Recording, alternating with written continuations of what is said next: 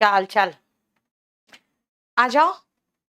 Next हम लोग, अच्छा एक इसमें तुम्हें क्वेश्चन दिखा दूं मैं, एक जरा एक प्रॉब्लम जो पिछली बार आया था ना, तो हम लोग को एक प्रॉब्लम हो गया था कि भाई ये क्या है। आह,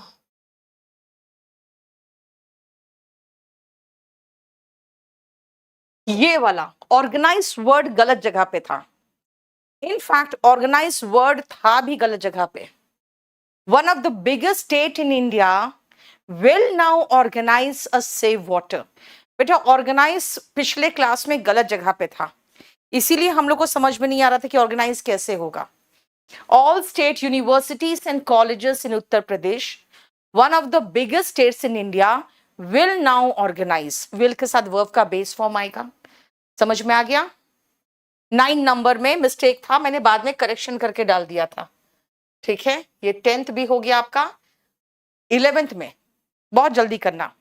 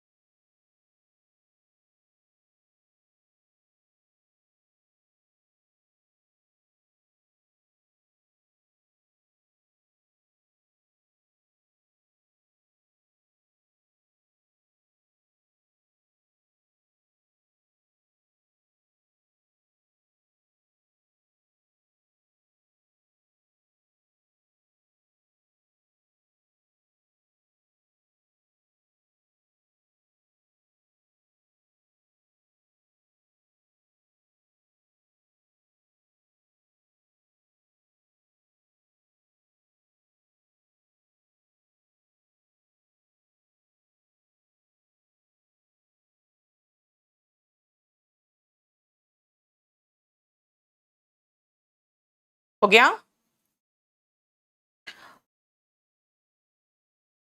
Socrates is flying. Flying, उड़ रहा है। No, he is dash. The wings behind him beat in a calming rhythm. Dash the cool air rushed past. कुछ बता रहा है ये कि जो सॉक्रेट्स है वो फ्लाई कर रहा है। No, he is dash. आगे बता रहा है जो उसके विंग्स है, बिहाइंड हिम, उसके जो पीछे उसके विंग्स है, बीट इन अ कामिंग रिदम, एक रिदम के साथ वो बीट कर रहा है, कभी इधर कभी इधर, है ना। अब एक चीज है, फ्लाइंग विंग्स, और इसके जो विंग्स है एक रिदम में बीट कर रहा है एयर को। तो फ्लाइंग का अगर मैं देखूं तो सोरिंग ही तो होगा, और तो कुछ हो भी नहीं सकता, क्योंकि रिडंडेंट का मतलब होता है क्या, सुपरफ्लोअस। याद रखना, सुपरफ्लोअस के सिनोनिम में रिडंडेंट पढ़ाए हुए हैं। सुपरफ्लोअस, सुपरफ्लोअस चैप्टर देखे हो ना, FLUOUS। नो लॉन्गर, जिसको कहते हैं मोर देन नीडेड। तो रिडंडेंट अगर होता तो काम ही नहीं करता। स्लगिश का मतलब तो सुस्त होता है, लेजी टाइप का। अब pertinent is like relevant, important. तो यहां पे उड़ने की बात हो रही है तो सोरिंग ही तो होगा, है ना। No, he is soaring. और कैसे सोर कर रहा है, उसके जो विंग्स है एक रिदम में बीट कर रहा है। Dash the cool air rushed past, while the cool air rushed past। जब कूल एयर विंग्स से गुजरते हैं ना, तो वो जो विंग्स है कामिंग रिदम में वो बीट कर रहा है, फड़फड़ा नहीं रहा है। ठीक है। His wings are all that matter। सिर्फ उसके विंग्स ही है जिसका कोई जरूरत है। Dash at the rushing wind like the sails of some great boat, great sea vessel। the feathery appendages all he is and all he will ever want to be. His wings are all that matter. Snapping at the rushing wind. Snap होता है ना, फट से ऐसे मारना, snap. नहीं तो ऐसे स्नैप कर रहा है किस पर, जो विंड गुजर रहा है ना, रशिंग विंड, उस पर ऐसे स्नैप करता है ये।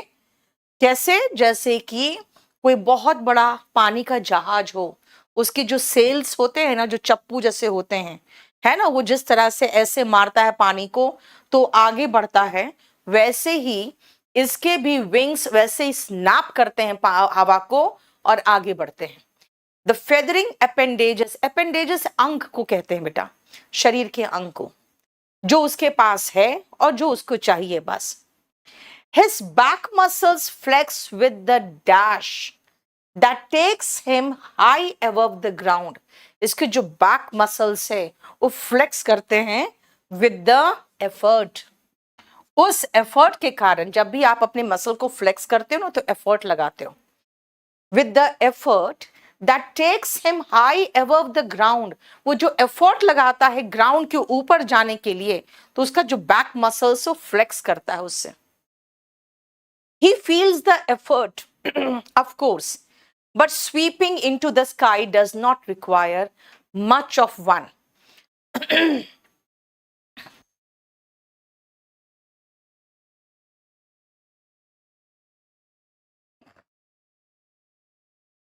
With the effort that takes him high above the ground. He feels the effort. देखो वर्ड effort आ गया, और वो एफर्ट को फील कर रहा है। भाई उड़ने में शक्ति लगती है। But sweeping in to the sky does not require much of them. लेकिन जब आसमान में पहुंच गए और ऐसे स्वीप कर रहे हैं ना, तो उसमें ज्यादा एफर्ट नहीं लगता।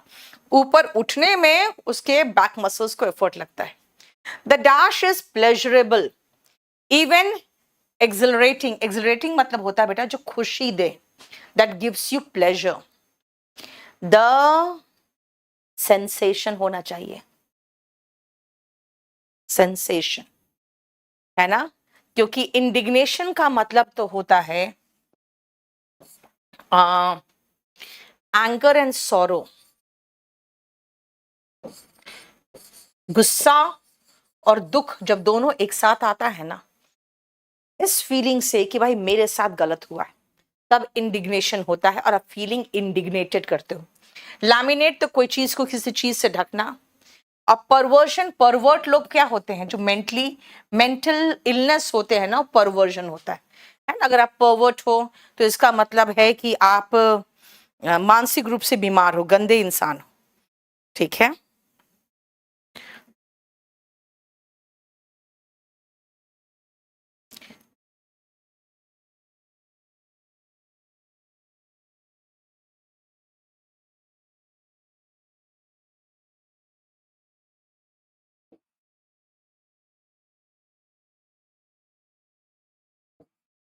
Sexual behavior that is not normal.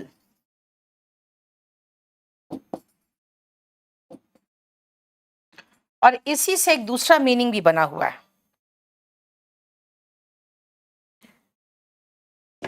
The act of changing something from good to bad, moral to immoral. निशान तवर, बिल्कुल नहीं बेटा, हो गया।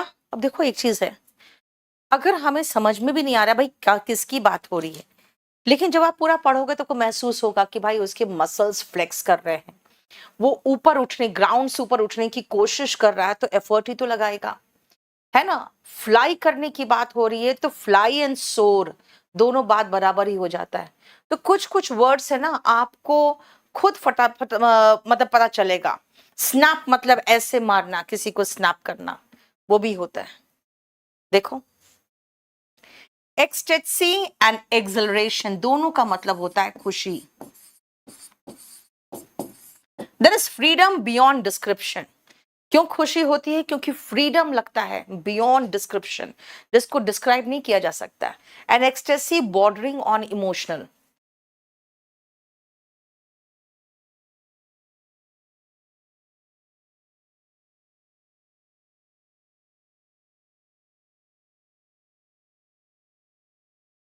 विक्रांत, मैं आपको क्वेश्चन डीएम करता हूं। अरे 4 out of 5, ठीक है बेटा। इतना डिफिकल्ट पैसेज था ये, मैं आपको फ्रैंकली बताती हूँ। इसको तो समझ में नहीं आया कि ये किसके बारे में बात हो रही थी ज्यादा। हम्म।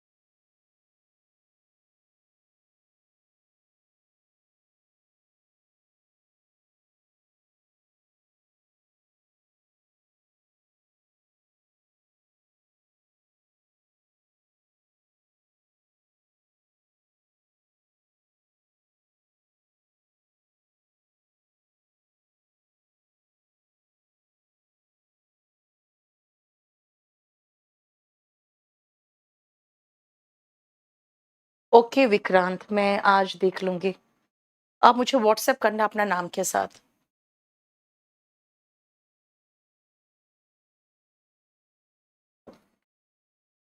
यूलोजाइज का मतलब होता है बेटा प्रेज। तो यहां पर प्रेज्ड हो गया। नम यानी loose sensation. Creep is रेंगना।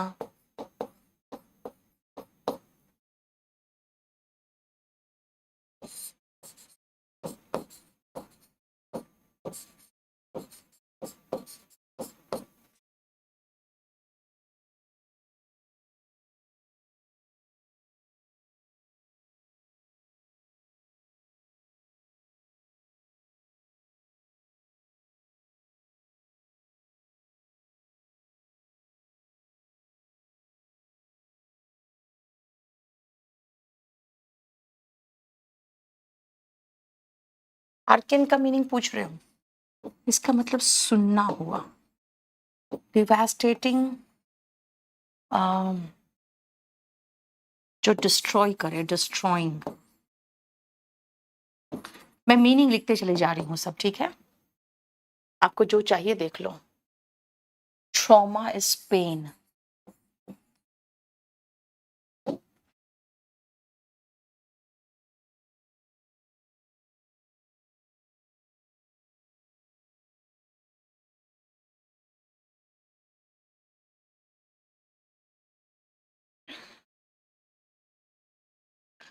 War is mostly glorified.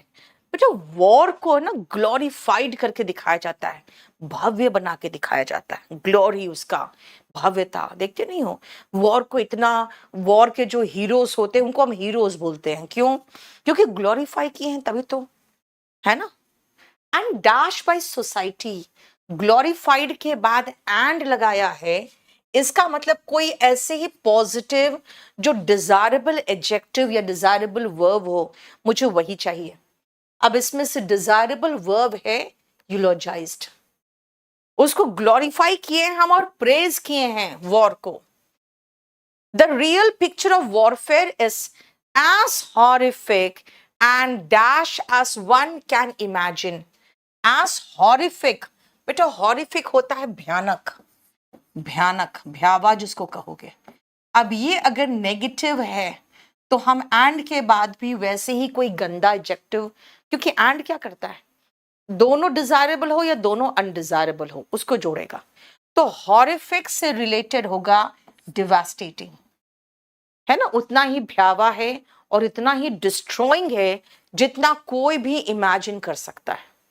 Often soldiers who witness death-like experiences suffer from psychological disorder.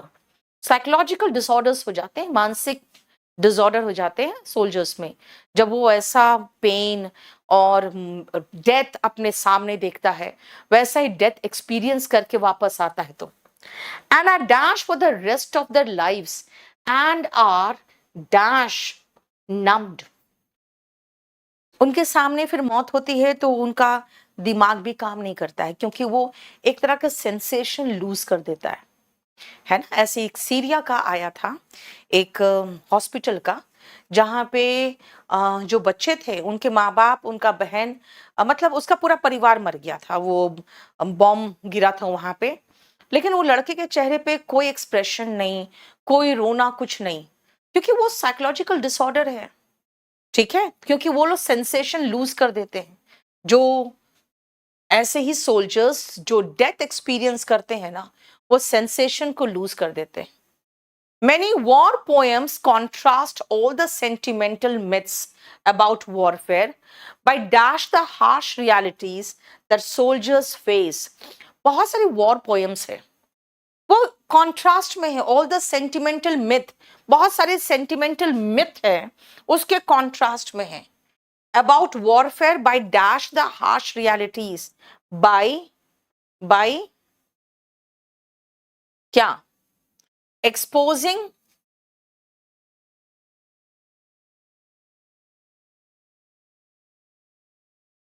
Exposing ही होगा और क्या होगा।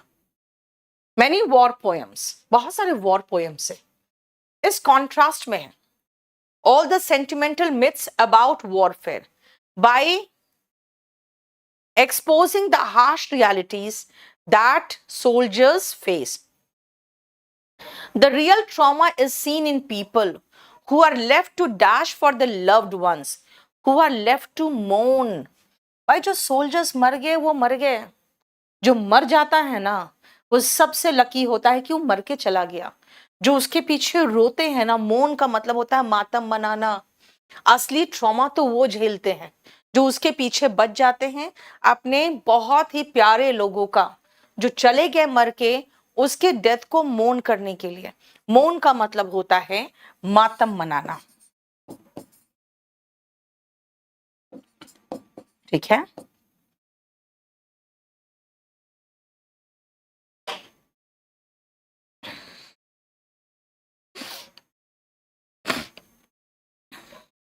ठीक है। ऐसे बहुत सारे वॉर पोएम्स है जो हार्श रियलिटी को एक्सपोज किया है।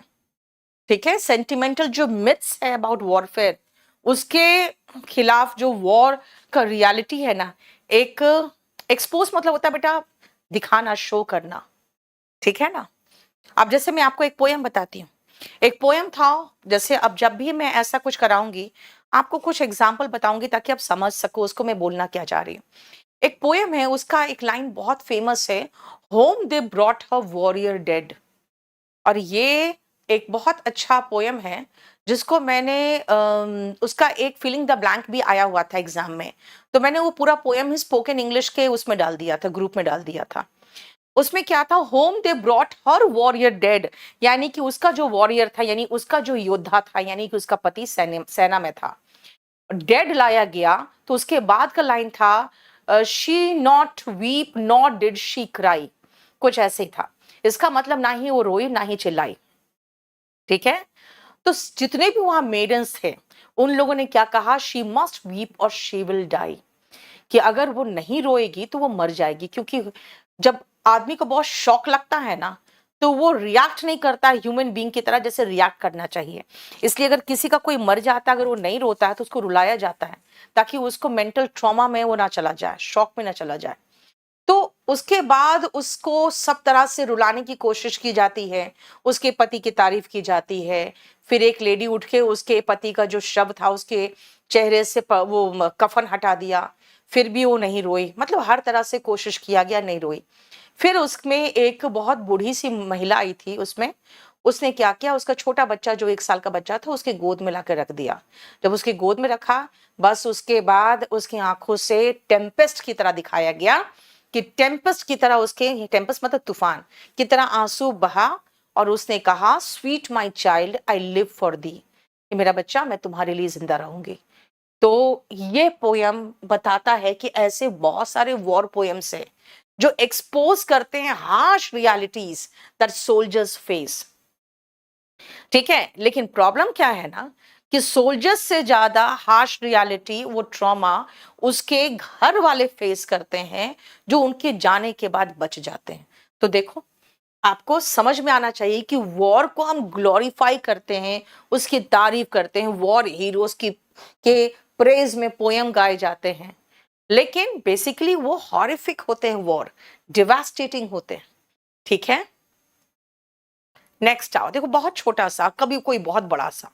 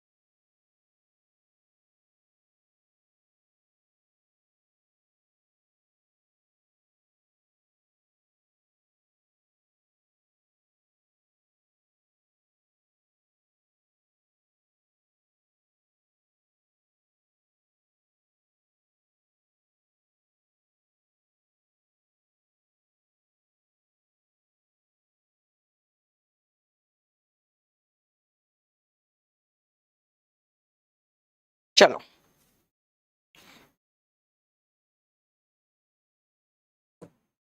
This book dash writing practice to preschoolers to help them learn to write.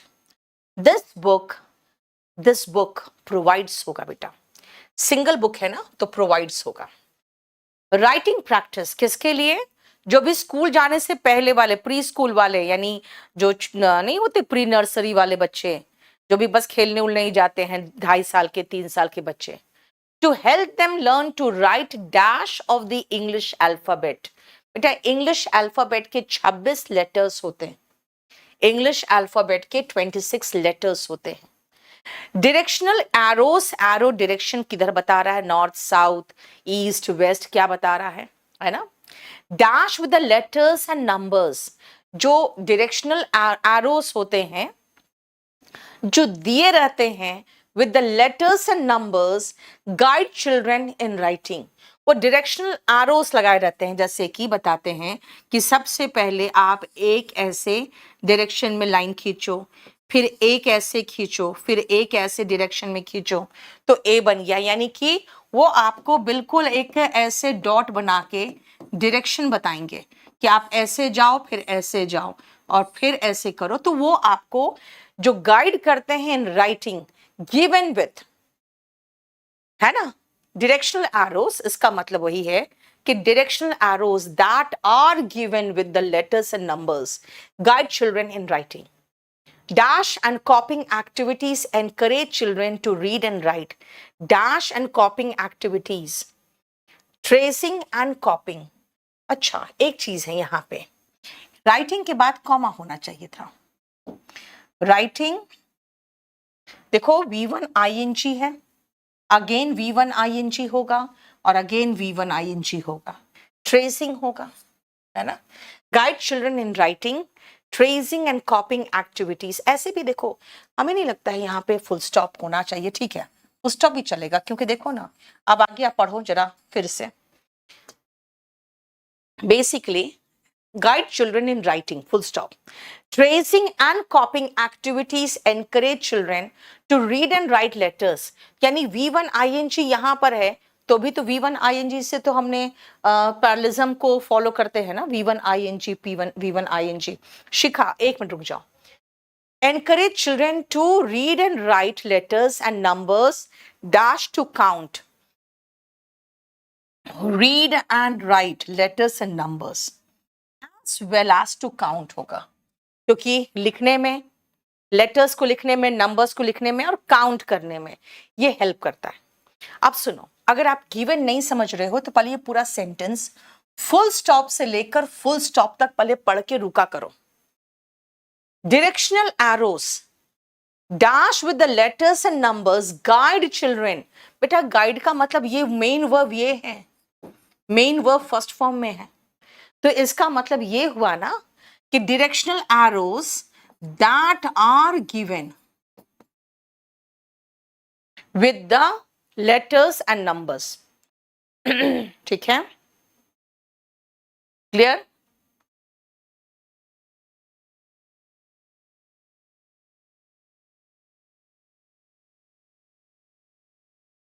तो दैट आर नहीं लगाया हुआ है।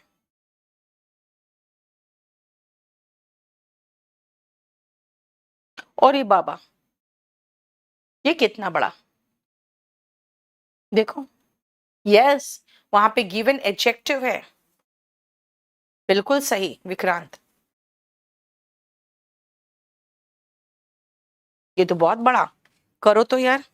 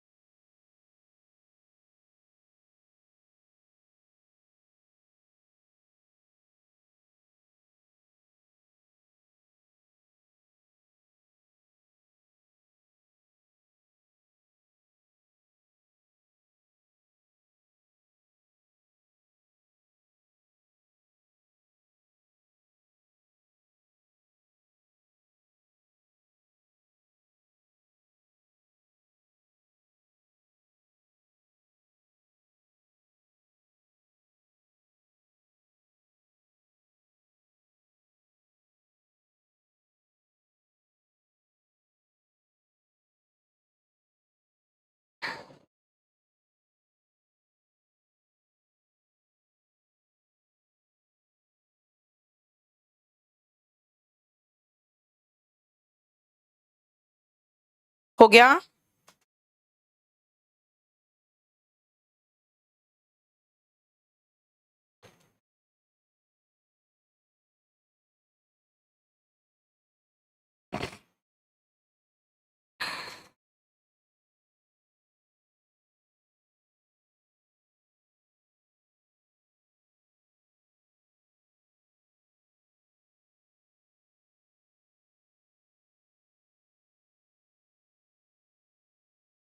अरे यार,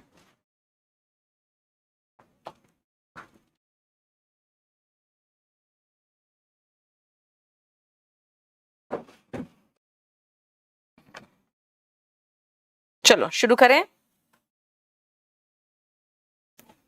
the cornea, a transparent covering and a spherical lens that make up the eye's lens system just like any other camera.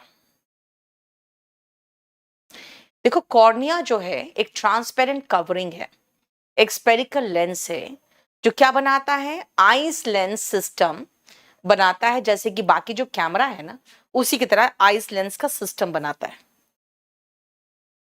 The retina is a kind of reusable film. जो retina है पीछे हमारे आइस के, वो reusable film है, यानी कि उसमें बार बार फिल्म में, जैसे होता है ना कोई कहीं पर फिल्म पूरा बनता है फिर उसको लेके डेवलप किया जाता था, पहले आते थे ना कोडैक वगैरह के, तो वैसा ही फिल्म है, लेकिन ये रीयूजेबल है, यानी कि इसमें बार बार आता है। वाह Shivangi, this is the dash for images, this is the dash for images. बेटा ये जो है retina, retina region for images नहीं है, रेटिना ऐसा चीज है जिस पर इमेज बनता है, जस्टिफिकेशन तो नहीं होगा। दिस इज द फाउंडेशन होना चाहिए, क्योंकि ये जो पूरा है रेटिना वगैरह, ये फाउंडेशन ऑफ इमेज है। The size of the opening, the shape of the lens and the movement of the eye are all controlled by various sets of muscles. जो साइज ऑफ द ओपनिंग है आगे, shape जो है lens का, movement जो eyes का है, पूरा सब कुछ कंट्रोल्ड होता है वेरियस सेट्स ऑफ मसल्स में। और यही मसल तो जब ठीक से काम नहीं करता तो कई बार दूर का नहीं दिखता है ना। जब दूर का नहीं दिखता है तो क्या हो जाता है, शॉर्ट साइटेडनेस, मायोपिया। जब नजदीक का नहीं दिखता है बल्कि दूर का दिखता है तो वो क्या हो जाता है, हाइपरमेट्रोपिया। तो ये मसल्स के साथ मिलके काम करता है। There are three things that happen when you look at an object. तीन चीजें होती है जब आपकी नजर कोई चीज पर पड़ती है, तो तीन चीजें होता है। पहला, to fit on the retina your eyes tiny screen the image must be reduced in size. अब इतना बड़ा अगर मैं कुछ देख रही हूं तो ये इतना बड़ा देखने के लिए मेरे पास इतना बड़ा रेटिना नहीं है। तो ये क्या है, पूरा दीवार का अगर मैं देख रही हूं तो वो टाइनी, एकदम छोटा सूक्ष्म होके रिड्यूस होना चाहिए साइज में। It is necessary to focus the scattered light at the retina. यानी ये मैं पूरा दीवार देखना चाहती हूँ, है ना। अगर मैं ये पूरा दीवार देखना चाहती हूं तो ये पूरा दीवार देखने के लिए मेरी आंख तो बस इतना दूर में ही है ना। तो ये पहले तो इस पूरे पिक को एक साइज में रिड्यूस होना चाहिए। उसके बाद it is necessary to focus the scattered light at the retinas, क्या, at the retina surface, retina के सरफेस पे। यानी ये ऐसे आएगा मेरे आंख में,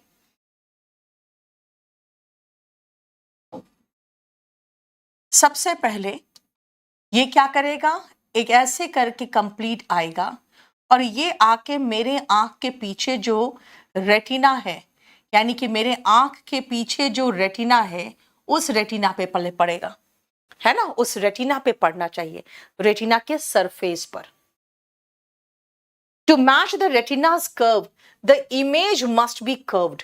अब ये जो हमारा आई है बेटा, आई बॉल आप देखोगे ऐसे, यानी हमारा जब ये आई के अंदर ये लाइट पूरा का पूरा उससे आ रहा है दीवार से होके, तो इस तरह के कर्व में तो हमको दिखाई नहीं देगा, हमको तो सीधा देखना है।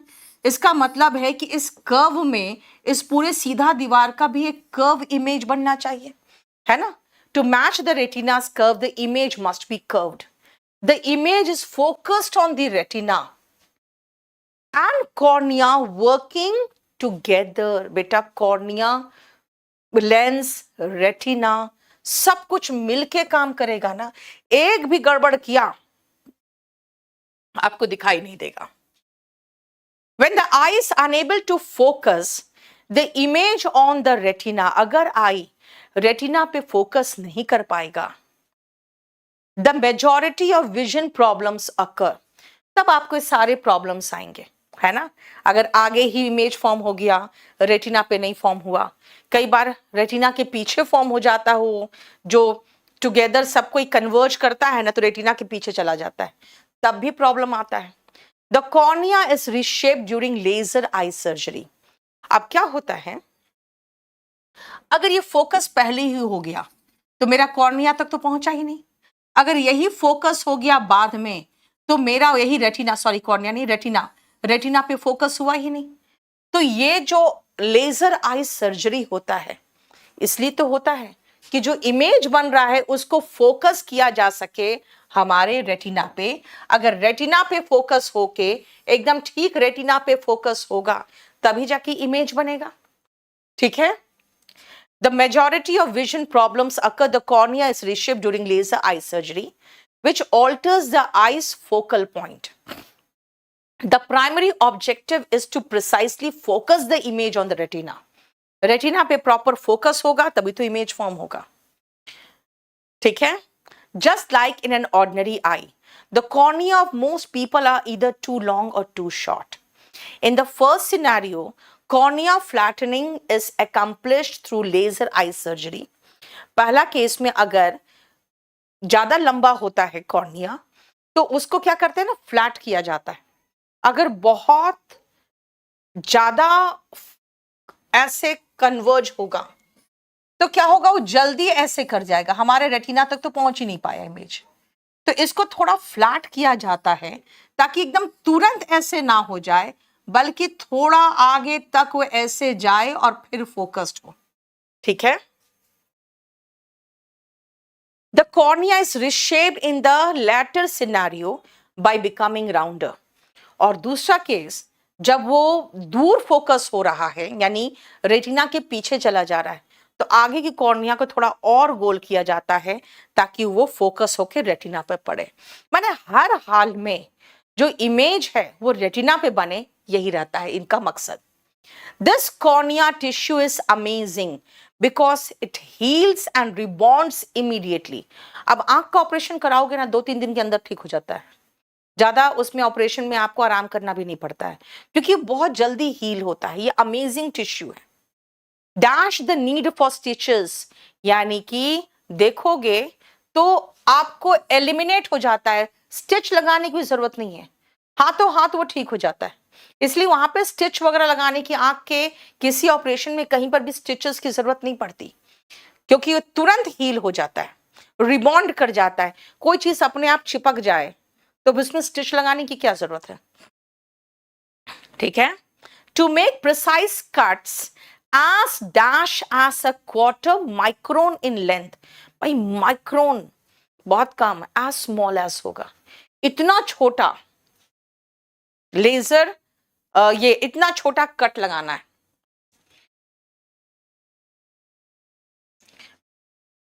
A laser beam is sharply focused. A laser can remove 0.5% of a human's hair width at once. देखो कितना छोटा सा कट लगाना रहता है। अब उतना छोटा सा कट लगाना है तो लेजर लाइट से ही कट लगता है उतना छोटा।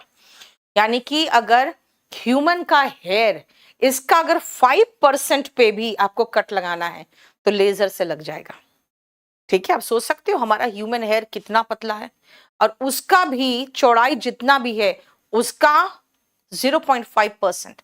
अब देखो बेटा, एक चीज मैं बताऊं, इसको मैं समझाने की कुछ औकात रखती हूँ सिर्फ इसलिए क्योंकि मैंने पूरा आई वगैरह अच्छे से पढ़ा हुआ है। मुझे पता है कॉर्निया कहाँ है, मुझे पता है रेटिना कहाँ है। और जो बच्चे भूल चुके हैं इसको, वो तो उनको तो बहुत मुश्किल हो जाएगा, ठीक है। यानी ये डिफिकल्ट था।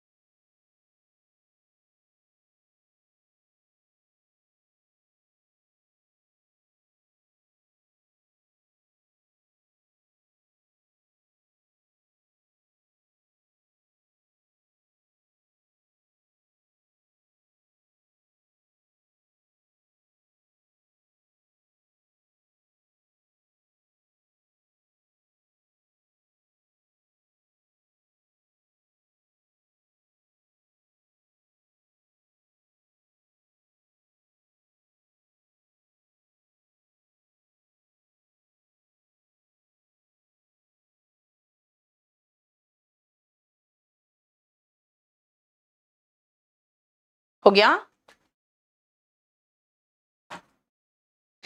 We need the energy to move. हम सबको क्या चाहिए, एनर्जी चाहिए ना मूव करने के लिए। खाना 2 दिन नहीं खाओ तो मूवमेंट ही खत्म हो जाएगा, क्योंकि हाथ पैर चलाने के लिए भी एनर्जी चाहिए। And we dash on oil for it. Okay, इसका मतलब है कि यहाँ पे हमें हाथ पैर चलाने के लिए खाना की बात नहीं हो रही है। यहाँ पे गाड़ी वगैरह के लिए, कोई भी मूवमेंट के लिए आपको ऑयल चाहिए। ये है, we depend on oil for it. जैसे हमने आगे ऑयल देखा, देखो मेरा दिमाग तुरंत चेंज हुआ। याद रखना बेटा, कभी कभी आपको जब थोड़ा प्रॉब्लम हो ना कि यार समझ में नहीं आ रहा है, तो एक बार बिना ऑप्शन देखे पूरा पढ़ लो, आपको रफ आइडिया मिल जाएगा। भैया ये आपके शरीर का मूवमेंट के लिए खाने की बात नहीं हो रही है, यहाँ पे ऑयल की बात हो रही है। Without it our jobs, our free time and our mobility dash all be very different, will all be very different होना चाहिए। our free time and our mobility, ये आंसर गलत आया था शायद एसएससी में, नहीं ठीक हो गया, मैंने करवा दिया क्योंकि आंसर पहले शाल था, फिर पता नहीं शायद ठीक हुआ था। our mobility will all be very different, जो भी होगा, चाहे हमारा मोबिलिटी यानी कि हमारा मूवमेंट, हमारा फ्री टाइम, हमारा जॉब, ये सब कुछ बहुत डिफरेंट होगा, will be very different. Every day we dash 70 million barrels of oil. हम क्या करते हैं बेटा, डिवोर का मतलब होता है खा जाना, हम खाते थोड़ी हैं, ठीक है ना, हम कंज्यूम करते हैं ना, वी कंज्यूम, है ना। कंज्यूम का मतलब खाली खाना नहीं होता है, डेवोर का मतलब होता है जैसे कि नहीं ढेर सारा लेके एक साथ मुंह के अंदर स्वॉलो करना, जैसे कि राक्षस वगैरह करते हैं, वो होता है। हम कंज्यूमर है ऑयल के, हम कंज्यूम करते हैं। Every year we consume 2200 million tons of coal and 2500 billion cubic meter of gas. It's a long story, बहुत बड़ी कहानी है। Total dash in 1924, and for many years it was a French state oil company। बेटा total नाम की company है, total was founded, स्थापित किया गया था 1924 में, और सालों तक ये फ्रेंच स्टेट का ऑयल कंपनी था। इन 1999 टोटल जॉइन पेट्रोफिना, टोटल ने पेट्रोफिना के साथ ज्वाइनिंग कर लिया, the Belgian oil and gas company, and in 2000 Total dash with its main French competitor, Total merged with। past tense की बात हो रही है, हमको V2 चाहिए, V2 जैसे खोजूंगी मैं मुझे यही V2 दिखेगा। its main French competitor Elf Aquitaine, and the name became Total Fina Elf। now it is called Total again, and it is French biggest company, सबसे बड़ा कंपनी हो गया ये, देखो ठीक है।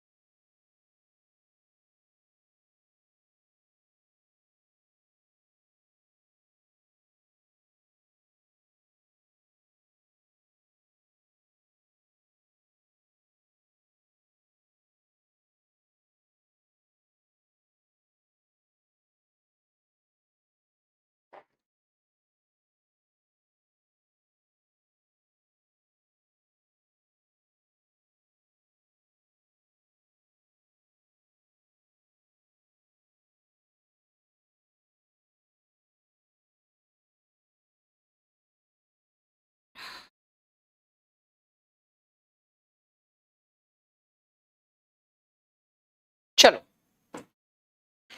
when he was in college, किसी के बारे में बताया जा रहा है जब वो कॉलेज में था, a famous poet made a useful distinction for him. एक फेमस पोयम ने एक बहुत ही यूजफुल डिस्टिंक्शन उसके लिए किया. डिस्टिंक्शन मतलब होता है किसी चीज में आप अंतर बताते हो. He had drunk dash in the poet's company to be compelled to describe him a poem he was dash of. He had drunk कितना, enough ही तो होगा और क्या होगा. पोएट के कंपनी में he was drunk enough और to be compelled to describe to him a poem, यानी पिया हुआ था और उसी में भावनाओं में बह के उसने उसे डिस्क्राइब किया एक पोयम को. He was thinking of, think के साथ preposition fixed है of. stray का मतलब तो भटकना होता है ना. It would be a monologue of sorts. वो एक मोनोलॉग था. मोनोलॉग मतलब होता है ना सिंगल लॉन्ग जो स्पीच होता है वो मोनोलॉग होता है. द सेल्फ कंटेम्पलेशन होता है किसी चीज पर आप चिंतन करते हो ना, आत्मचिंतन जैसे होता है वो contemplation. Of a student on a summer afternoon who is reading Euphues. अब देखो प्रॉब्लम क्या है ना, आपको ऐसे से वर्ड बताया जाता है जो बेसिकली आपके काम का चीज नहीं है. यूफोइज्म जानते हो क्या होता है? इसको कहते हैं हम लोग शब्द आडंबर, यानी एक इलाबोरेट टाइप का कुछ ज्यादा बढ़ा चढ़ा के कुछ बताया जाता है ना, उसको हम लोग कहते हैं यूफिज्म. इसको हम लोग कह सकते हैं लाइक पोयम वगैरह में आता है. मैं आपको उसका लिखवा देती हूँ exact meaning. An elaborate way of writing or speaking. जो मैंने कहा ना बहुत बढ़ा चढ़ा के शब्द आडंबर जिसको कहते हो, बेसिकली इट लुक्स आर्टिफिशियल. ठीक है. The poem itself would be a subtle dash of euphuism. Subtle कैसा? सटल सीरीज ऑफ होगा. जो पोयम था ना वो देखा जाए तो यूफिज्म का एक सटल जो कह सकते हो सीरीज था.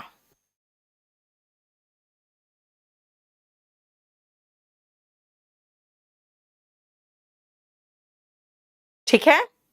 सटल सीरीज होगा. सटल का मतलब होता है, देखो यूफिज्म का मतलब हो गया शब्द आडंबर. उसका सटल का मतलब है जो थोड़ा सा हल्का लगे, नॉट वेरी नोटिसेबल. तो सटल सीरीज या सटल फॉर्म ऑफ यूफिज्म कह सकते थे. Translating the heat, the day, the students concern into symmetrical poised, translating even his dash, even his, translating even his क्या, कुछ भी फिट नहीं हो रहा है सिवाय कंटेम्प्ट के. हेवन मतलब होता है बेटा सेफ प्लेस. तो यहां तक कि एक स्टूडेंट का कंसर्न यानी चिंता इनटू एक सिमेट्रिकल आपको फीलिंग आए, कोई सिमेट्री की तरह उसको एक्सप्लेन किया जा रहा है. Even his contempt and boredom with that famously foolish book into euphuism. देखो even his dash and dash, यहां फुल स्टॉप मत लगाओ. अगर डैश एंड डैश है तो कंटेम्प्ट एंड बोर्डम, मुझे नाउन ही तो चाहिए था. सब कुछ को बहुत ही सिस्टमैटिक तरीके से सटल वे में. सटल का मतलब होता है बेटा नॉट इजली नोटिसेबल. लिटरेचर से इतना नहीं देना चाहिए था आप लोगों को. The poet nodded his big head in a sympathetic, rhythmic way as this was dashed to him, as this was dashed to him, then told him that there are two kinds of poem. This was dashed to him. Nodded का मतलब क्या होता है? Sir हिलाना. और sir हिलाया एक big sympathetic वे में, बहुत ही सिंपैथिक तरीके से उसने सर हिलाया। ठीक है, रिदमिक वे में, रिदम रिदम समझते हो ना, एक लय में उसने सर हिलाया। This way, this was explained to him, इसे एक्सप्लेन किया गया। This was explained to him, उसे एक्सप्लेन किया गया। Then told him that there are two kinds of poems. कैसा पोएम है? This is the kind you write, that is the kind you talk about in bars. एक तो होते poem जो आप लिखते हो, एक पोएम्स होते हैं जिसके बारे में आप डिस्कशन करते हो बार में, है ना। Both kinds have value and both are poems, but it is fatal to confuse them. दोनों ही पोएम्स है, लेकिन आपको दोनों के बीच में कंफ्यूज नहीं करना चाहिए। शराब पी के पोएम डिस्कस करना अलग होता है।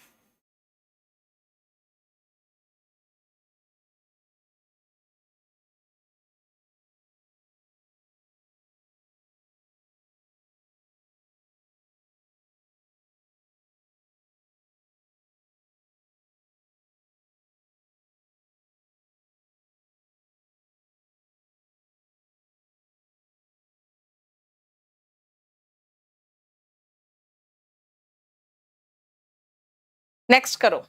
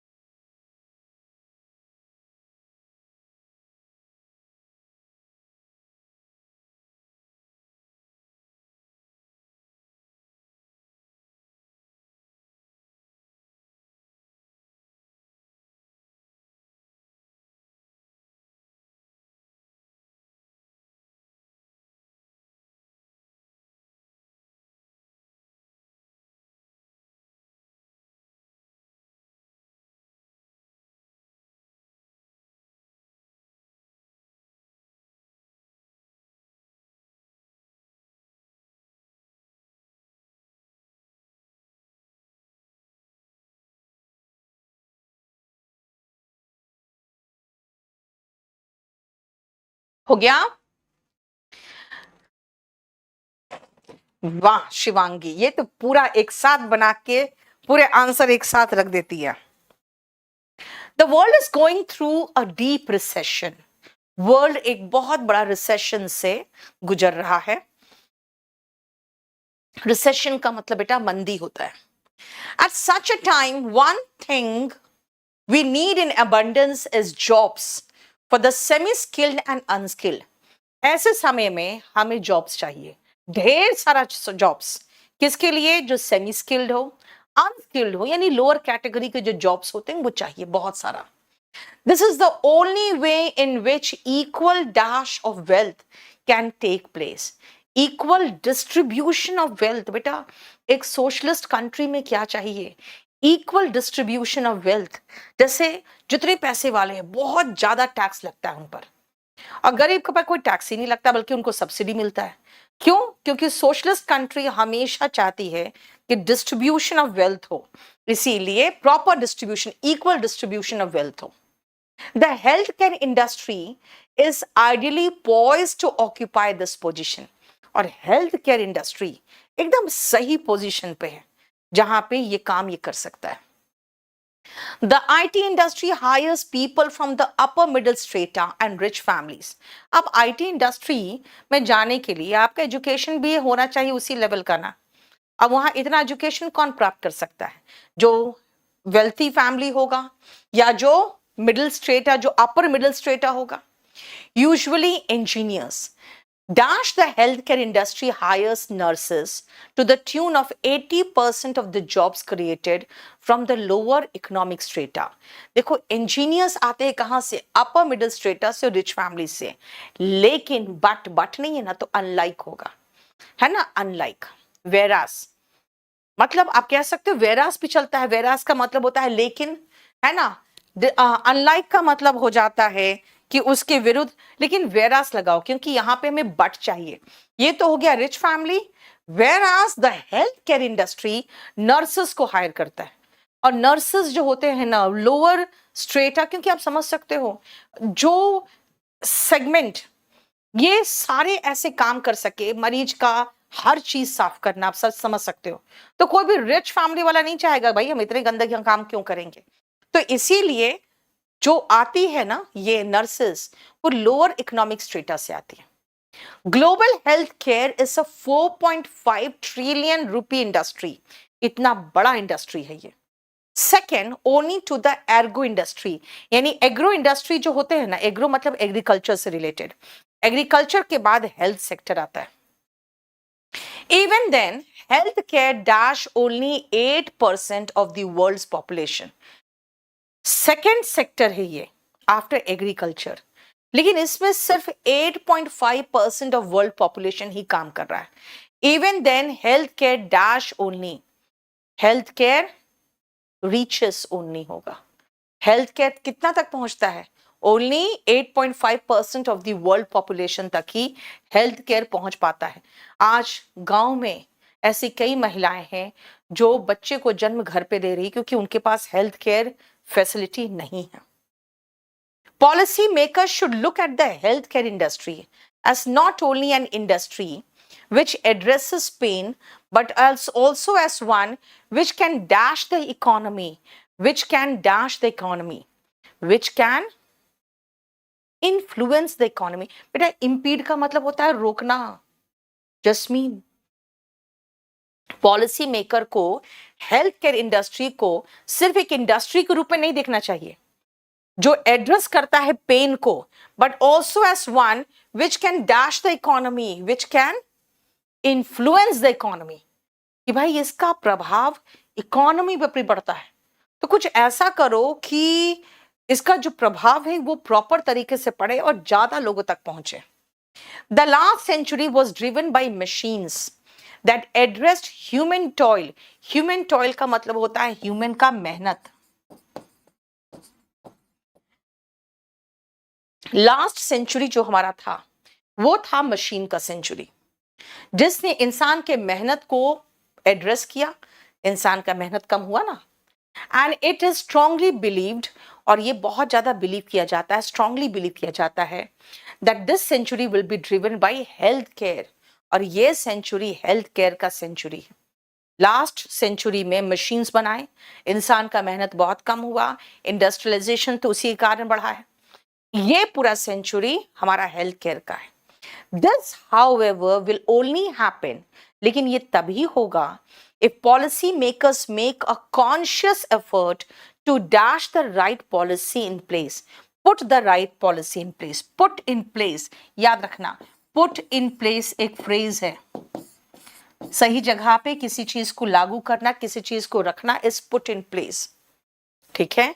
put in place के कारण आया। परसुएट का मतलब होता है बेटा मनाना, राजी करना। इंपीड हुआ बाधा उत्पन्न करना, बाधित करना जिसको कहोगे।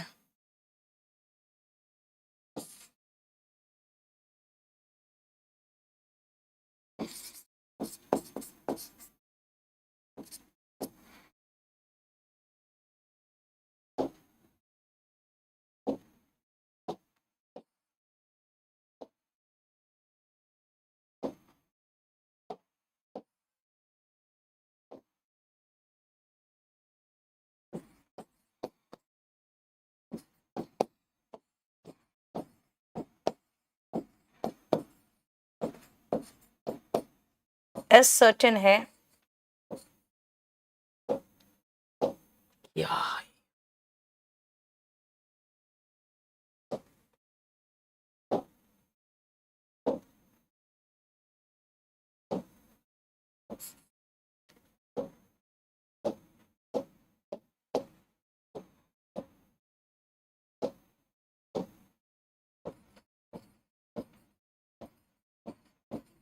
सुनिश्चित करना, और यहां पे पुट इन प्लेस के कारण पुट आया है। ये बहुत डिफिकल्ट नहीं था, इसको आप समझते तो हो जाएगा पूरा आराम से, ठीक है।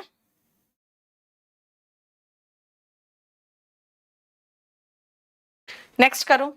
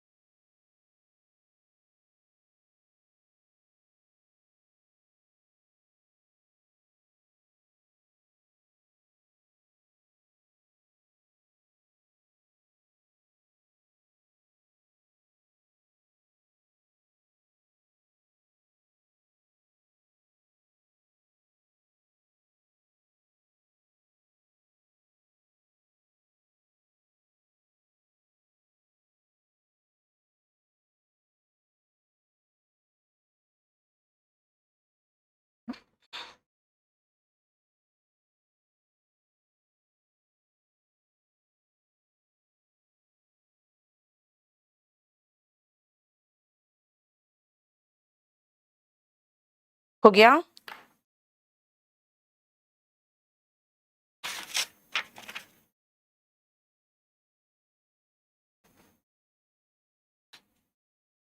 द डिजिटल साक्षरता अभियान दिशा or National Digital Literacy Mission scheme has been formulated to dash IT training to 525 lakh persons, including Anganwadi and Asha workers and authorized ration dealers in all the states and union territories. अब देखो यहाँ पे ये training दे रहा है बेटा। Training हम जो देते हैं, एजुकेशन देते हैं, उसके लिए कोलोकेशन जो इस्तेमाल होता है वो है इम्पार्ट, ठीक है। Impart IT training to 525 lakh persons, और यहाँ पे दे रहा है कितने सारे, देखो 525 लाख पर्सन्स को in all the states and union territories across the country होगा, अक्रॉस द कंट्री मतलब इस पार से उस पार तक, पूरे देश में, ऑल ओवर द कंट्री होता। अगर ओवर वर्ड होता तो ऑल ओवर द कंट्री, लेकिन क्योंकि ओवर नहीं है इसलिए अक्रॉस द कंट्री होगा। So that the non IT literate citizens are dashed to become IT literate, are dashed to become, are trained to become। Made to become मतलब होता है force करना। आर ट्रेंड, ट्रेनिंग दिया जा रहा है तो ट्रेंड टू बिकम होगा ना। IT लिटरेट यानी कि आपको भी कंप्यूटर वगैरह से जानकारी हासिल हो जाए, कंप्यूटर वगैरह का एजुकेशन मिल जाए आपको। So as to dash them to actively and effectively participate, so as to dash them, so as to enable them. To के बाद हमें वर्ब चाहिए तो एनेबल ही तो होगा, वर्ब है enable. in the democratic and developmental process and also dash the livelihood। बेटा अपने livelihood को आप earn करते हो और जब आप IT प्रोफेशनल बन जाते हो तो अपने livelihood को आप बेहतर बनाते हो, तो enhance होना चाहिए, है ना। अपने आजीविका कमाते हो तो you earn your livelihood। और लेकिन अगर आप थोड़ा कंप्यूटर वगैरह सीख लोगे तो आपको थोड़ा बेहतर सैलरी वगैरह मिल जाएगा, तो एनहांस द लाइवलीहुड हुआ। ठीक है, आंगनबाड़ी और आशा वर्कर्स को दिया जा रहा है। क्लियर? देखो, अरे भाई फिर से बड़ा सा आ गया। चलो अब 19 से हम लोग नेक्स्ट क्लास में करेंगे, ठीक है। सब्जेक्ट वर्ब एग्रीमेंट कंप्लीट करके रखना। मैं एक आध दिन के अंदर ही उसके सारे क्वेश्चंस लेके आऊंगी, फिर से करीबन 200 क्वेश्चंस होंगे, राइट। कल क्लास करेंगे फिर हम लोग रात को 10 बजे, चले।